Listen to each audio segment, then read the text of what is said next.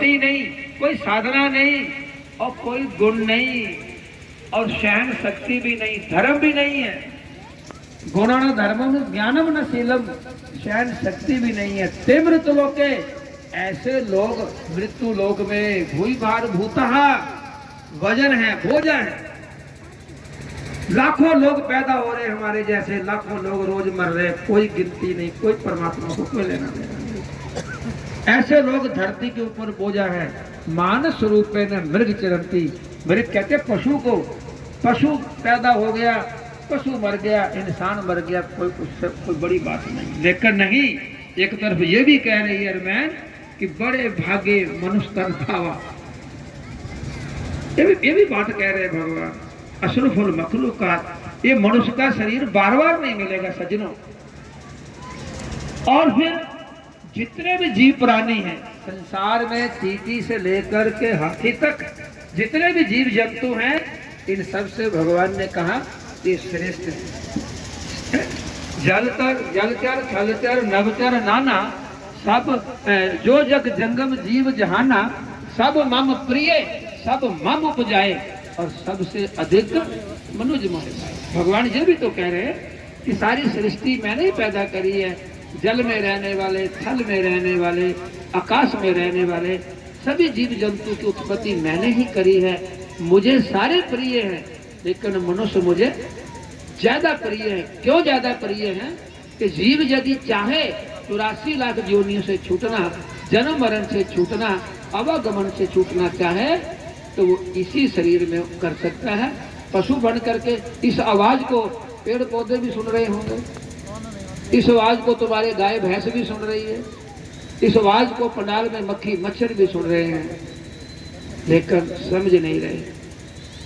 अगर यही हाल हमारा है, हम भी यहाँ बैठ करके चलो महात्मा आए हैं देख लेते हैं, चलो देखते हैं, टेस्ट करके आते हैं, क्या बोलेंगे, कैसे कैसे, अगर ये लेकर के नहीं नहीं उत्तम श्रद्धा, कितना ऊंचा भाव लेकर के हम आए हैं। भगवान कह रहे श्रद्धावान लभते ज्ञानम तत्पर संयत इंद्रिया। हमारे अंदर तत्परता कितनी है, कितनी एक संतों के लिए करे, एक अन्न का कण और संतों का क्षण व्यर्थ नहीं जाना चाहिए। ये एक दिवसीय सम्मेलन है और कितना दिन तो निकल गया, मात्र थोड़ा समय आपके पास रह गया, तो ज्यादा से ज्यादा हमारे अंदर उत्सुकता होनी चाहिए। उत्सुकता होनी, जितना आदर भाव से आप जानोगे, जितना इन महापुरुषों के प्रति अपना ऊंचा भाव रखोगे, जितनी ऊंची श्रद्धा रखोगे सज्जनों, उससे 100 गुना फल आपको ज्यादा मिलेगा। भगवान कृष्ण अर्जुन और धर्मराज युधिष्ठिर किसी और दृष्टि से देखते हैं, और कंस शिशुपाल और दुर्योधन भगवान को किसी और दृष्टि से देखते हैं। आप गुरु को, ये परमानंद महाराज जी, आप इनको रिश्तेदारी के नाते से देखते हो, गुरु महाराज जी की जगह से देखते हो, किस स्वरूप से देखते हो, जैसा आप जिस भावना से देखते हो फल उसी रूप। मैं तो कहता हूँ भाग्यशाली हैं आप भी, और ये भी जिनके भाग्य में आप तो दामाद, तो ये इलाके गांव के और भी बहुत होंगे, लेकिन ऐसे दामाद जो गुरु भी हैं, जो संत भी हैं, और उनके चलते कितने लोगों का एक ताली हो जाए है? एक चलते भगवान राम जब जनकपुर में गए, मैं जनकपुर में भी गया हूँ, तो लोगों ने विचार किया, कल्पना करी कि सीता तू भाग्यशाली है, तू भाग्यशाली है, ये साक्षात परमात्मा है, भगवान का रूप है जो तेरा है। हम चाहती हैं कि ये ऐसा पति तो हमको भी मिलना चाहिए। उन सभी मिथिला वासियों ने ये संकल्प लिया। भगवान अति सुंदर थे, तो टिकटकी लगा करके लोग पूरे के पूरे गांव के उनको देख रहे थे। अरे ये तेरा तो दूल्हा बहुत ही अच्छा है, काश हमारे भाग्य में भी ऐसा होता। तो भगवान अंतर्यामी समझ गए कि सब मुझे चाहते हैं, सब मुझे चाहते हैं, लेकिन इतना नहीं जानते कि मैं तो मर्यादा पुरुषोत्तम हूँ, मैं मर्यादा को लेकर के आया हूँ, मैं एक पत्नी व्रतधारी हूँ। तो मन ही मन में भगवान ने संकल्प कर दिया कि कोई बात नहीं, जब मैं द्वापर में आऊंगा तो आपके सबके घर का पानी ग्रहण करूंगा। वही 16,000 जो 108 रानियां बताते, तो जिन जिन्होंने वो सारा संकल्प किया था, भगवान ने द्वापर में आकर के उनका वो संकल्प पूरा किया था। मैं तो ये मानता हूं कि आप भाग्यशाली हैं। दूसरी बात, गुरु की बात चल रही थी। कबीर ने लिखा है कि एक नुगुरा ना मिले पापी मिले हजार, एक नुगुरे के शीश पे लख पापी का भार। आप दुनिया का कोई टेक्निकल काम, आप दुनिया का कोई मैकेनिकल काम भी सीखते हो तो गुरु की जरूरत पड़ती है। आप एक चलना सीखते हो तो माँ गुरु बन करके आपको उठाती है, चलाती है, सिखाती है, बोलना सिखाती है। भोजन बनाती है माताएं बहनें तो सीखना पड़ता है। आप कोई भी काम करना, मिस्त्री का काम या एनी पर्सन कोई भी आप काम जब करते हो तो उसके लिए भी गुरु बनाना पड़ता है। क्या परमात्मा की प्राप्ति बिना गुरु के हो सकती है? मुझे बताओ। जब संसार का ज्ञान प्राप्त करने के लिए विद्या ही है, मान लो किताब मेरे पास है, पढ़ना मुझे आता नहीं है, इस किताब को पढ़ने के लिए मुझे कोई ना कोई गुरु बनाना पड़ेगा, कहीं ना कहीं स्कूल में जाना पड़ेगा, तब मुझे अक्षर ज्ञान होगा। जब अक्षर ज्ञान के लिए गुरु बनाना पड़ता है तो भैया उस परमात्मा की प्राप्ति के लिए भी गुरु बनाना पड़ता है। लेकिन गुरु का मतलब क्या होता है? गुरु कैसा होना चाहिए? गीता पढ़ो। गुरु शास्त्रों का ज्ञाता होना चाहिए, गुरु ब्रह्म ज्ञानी होना चाहिए, गुरु तत्वदर्शी होना चाहिए, गुरु किसी की निंदा ना करता हो, गुरु कहीं दारू तो नहीं पीता, गुरु सुल्फा तो नहीं पीता, गुरु धागे बीज में तो नहीं फंसा हुआ, गुरु जंतर मंतर में तो नहीं फंसा हुआ। बहुत सारे गुरु तो ऐसे ही है कि जो नर्क का रास्ता खुद बना रहे हैं और तुम भी आओ मेरे पीछे सभी के सभी। एक गुरु होता है, एक सदगुरु होता है जो उस सत्य का परमात्मा को उपदेश करता है, जो स्वयं को भी जानता है और दूसरों को भी जानता है। But am I so am I, मैं कौन हूँ, कहाँ से आया हूँ, मेरा लक्ष्य क्या है संसार में आने का, वो अपने लक्ष्य को भी पूरा करता है और जो उनकी शरण में आता है उनको भी पूरा करता है। जो दीपक जल रहा होगा आप उसके साथ अपना दीपक लगाएंगे तो जलेगा ना। तो जो दीपक स्वयं बुझा हुआ है वो दीपक आपकी रोशनी कैसे दे सकता है? ऐसे तत्व महापुरुषों की शरण में जाना चाहिए। और जिस दरबार में आप, जिस नंगली दरबार में आप सब बैठे हैं, महाराज जी का स्वरूप देख रहे हैं, पहले नंबर पे लगा हुआ है। नंगली महाराज जी के कम से कम आज के वर्तमान युग में 5000 से भी ज्यादा आश्रम भारत के अंदर, 5000 से ज्यादा, और कम से कम भी तो 15 करोड़ अनुयायी भारत के अंदर है। 44 तो मार दो।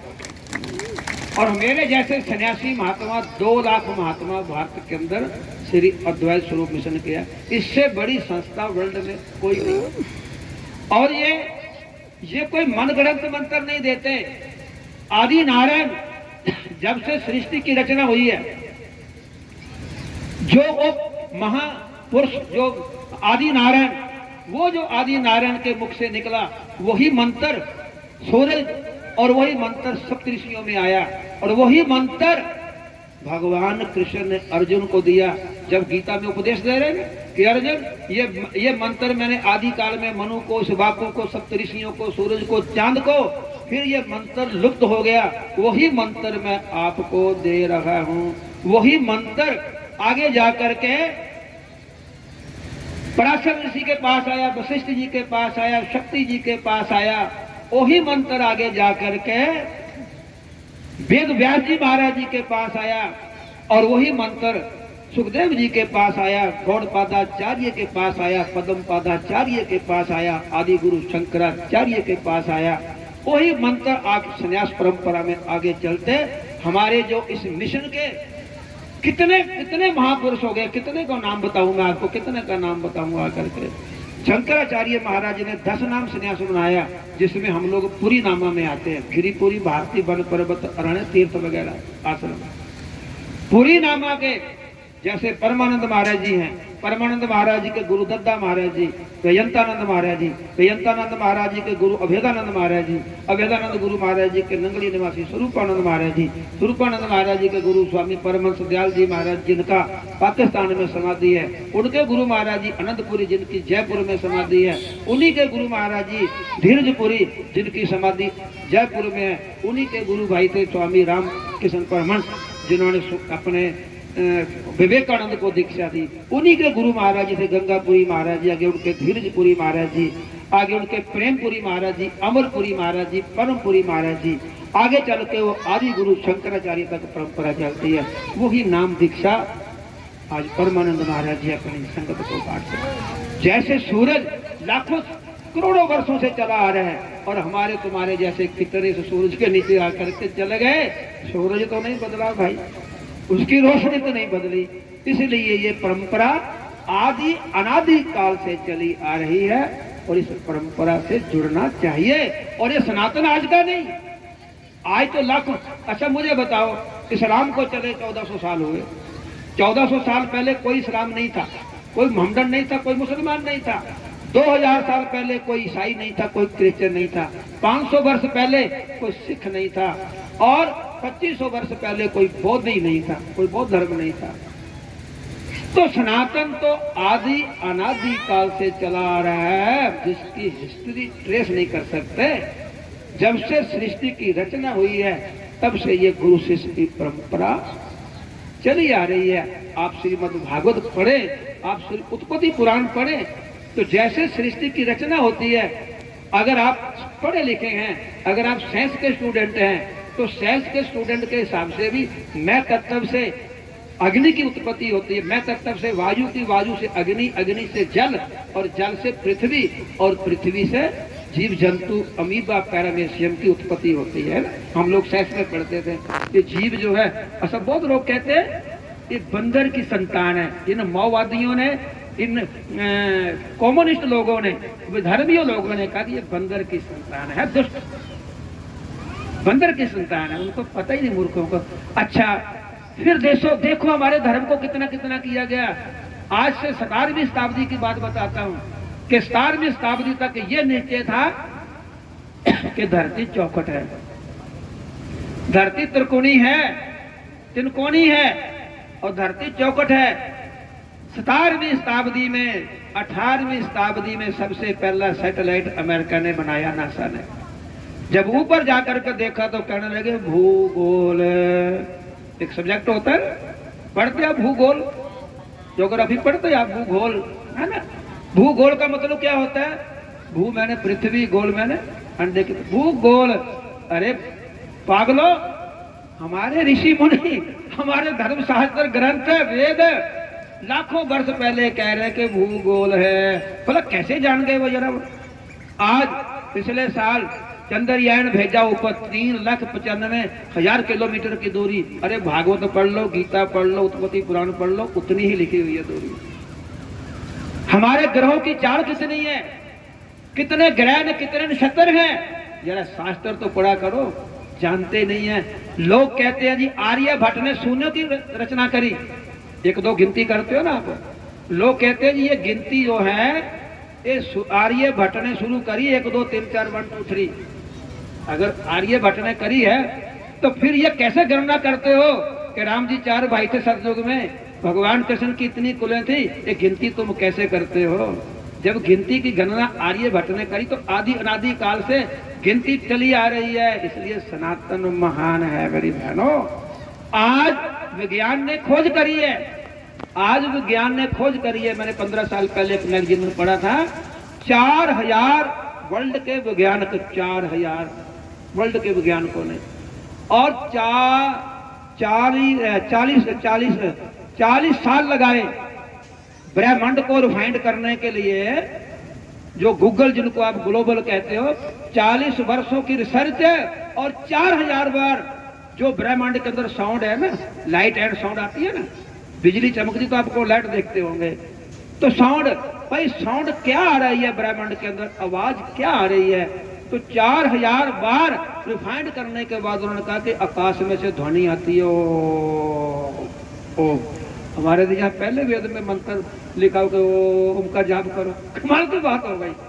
आज वो इतने रिसर्च करने के बाद कह रहे हैं कि ओम का जाप करो। हमारे वेद तो बहुत पहले कह रहे हैं कि ओम का जाप करो भाई, है? अच्छा दूसरी बात छोड़ो, कोरोना आया था, इधर भी कोरोना लगा था, कोरोना आया था, भाई हाथ नहीं मिलाना, ये नहीं करना, ये नहीं करना। हमारे तो यहाँ नमस्ते लिखा हुआ है, नमस्कार करना लिखा हुआ है, हाथ जोड़ के प्रणाम करना लिखा हुआ है। आज विदेशी लोग, आज वेस्टर्न कल्चर के लोग हमारे सनातन संस्कृति में ढल रहे हैं। दुख की बात है कि हमारे लोग उन संप्रदायों में जा रहे हैं, उन संस्थाओं में जा रहे हैं, उस कल्चर में जा रहे हैं। कितने दुख की बात है। कभी आप वृंदावन जाना, वहां अंग्रेजों का मंदिर है, उनका रहन सहन खान पान देखना, वो हमारी सभ्यता को अपना रहे हैं और हमारे बच्चे उनकी सभ्यता को अपना रहे हैं। विचार करो, हमारे यहाँ माता पिता शब्द था, बहन भाई शब्द था, उस रिश्ते आज विदेशी कल्चर हमारे ऊपर हैवी हो गया। तो ये भी एक चिंता का विषय है। जब हमारी संस्कृति नहीं रहेगी, संस्कार ही नहीं रहेंगे, तो तुम ये कथा सत्संग कहाँ सुनाओगे? मुझे ये बताओ मत करके। आप तो फिर भी अच्छे लोग हैं, अपनी संस्कृति को संभाल करके रखा हुआ है, समझेंगे मेरी बात। इसलिए आप सबको इस दरबार से जुड़ना चाहिए। भाग्यशाली हैं आप कि आपको ऐसे संत मिले, ऐसे गुरु मिले, आप बहुत बड़े भाग्यशाली हैं। मैं तो कहता हूँ कि ऐसे सम्मेलन होते ही रहने चाहिए, जगह जगह होते रहने चाहिए, नहीं तो ये जनता सोई हुई है। राजनीति अलग चीज है, हम दो भाई हैं, मेरा भाई किसी और पार्टी का नेता हो सकता है, मैं किसी और पार्टी का नेता हो सकता हूँ, हमारा राजनीति में मतभेद हो सकता है, लेकिन जहाँ धर्म का काम आएगा, जहाँ परमात्मा की प्राप्ति का काम आएगा, जहाँ भगवान का काम आएगा, वहाँ हम सब एक हैं। अभी आपने देखा होगा, मैं बॉर्डर के ऊपर रहने वाला हूँ, आपके तो इधर ब्लैक आउट नहीं हुई होगी, हमारे 15 दिन की ब्लैक आउट थी, गोले बरसते मैंने अपनी आंख से देखे हैं। कल की खबर है, कल की हमारे आश्रम के बिल्कुल 1 किलोमीटर वो जंगल में पेड़ के ऊपर बम गिरा हुआ था, तो परसों आकर के आर्मी वालों ने डिस्पोज किया, इतना सा बम था मैंने देखा। और तो कई बार रोड के ऊपर था, किसी ने देखा नहीं होगा, खड्डा खोद के उनको जब डिस्ट्रॉय किया तो इतना बड़ा धमाका हुआ, तो जिंदगी का क्या होता है। तो जहाँ देश की बात आए, धर्म की बात आए, राष्ट्र की बात आए, हम सब एक हैं। हमारे अपने मतभेद घर में हो सकते हैं, जब हमारे घर के ऊपर कोई आक्रमण करेगा तो हम सब एक हैं। परमात्मा की प्राप्ति जब करनी होगी, जब कथा कीर्तन में आना होगा, तो हमें जातिवाद, वैर विरोध को भगा करके हम सब एक झंडे के तले आएंगे। और देखो मौसम गर्म था और कितना शांत आपके लिए परमात्मा ने कर दिया, कितना ये कृपा नहीं देता महाराज जी के। तो इतनी गर्मी थी, हम लोग आए, इतनी गर्मी, इतना पसीना आ रहा था, भगवान ने कहा मेरे बच्चे खेत में बैठे हैं, टेंट के नीचे बैठे हैं, तो मैं भी, इसका मतलब है परमात्मा भी आपकी बात को सुन रहा है, भगवान भी आपकी बात को सुन रहा है। आप भाग्यशाली हैं, मैं बहुत बहुत शुभकामना देता हूँ। संत और भी बहुत बोलने वाले, सबका आशीर्वाद लेना। मुझे आज ही निकलना है, मेरे कल प्रोग्राम है, परसों बड़ी दूर, वो शिमला से भी आगे 15-20 घंटे का 2 दिन का लगता है। तो मैं तो समझ चाहूँगा आप सबसे, जो कुछ भी कहा गुरु महाराज जी का प्रसाद समझना, जो बात अच्छी लगी हो उस पर चलना, जो बात अच्छी ना लगी, देखो भगवान की चर्चा, उठ के जाएंगे नहीं हम लोग, भीग जाएंगे कोई बात नहीं, अरे गर्मी या कपड़े सूख जाएंगे 2 मिनट में, ये भगवान की कृपा है। भगवान परीक्षा ले रहे हैं कि हाय गर्मी, भला देखते हैं कौन मेरी गर्मी को बर्दाश्त करता है। इसलिए कोई जाएगा नहीं, आगे महापुरुषों के अच्छे अच्छे प्रवचन मिलेंगे आपको। बोल सतगुरुदेव भगवान। और कभी हिमाचल में घूमने